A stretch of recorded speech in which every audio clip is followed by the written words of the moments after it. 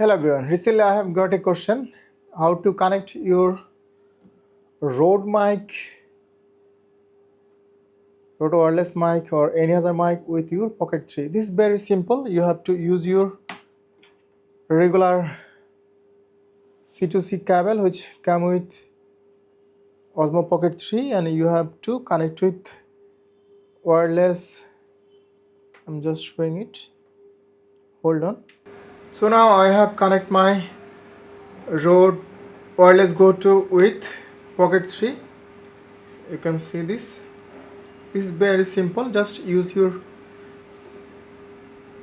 Pocket 3 cable, just C2C cable with Rode.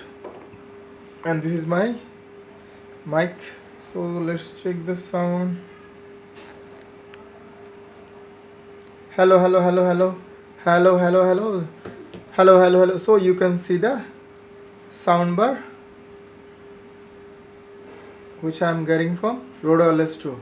So this is very simple way to connect your Rode wireless mic with your Pocket 3.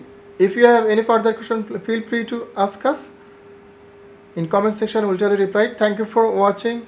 See you next time.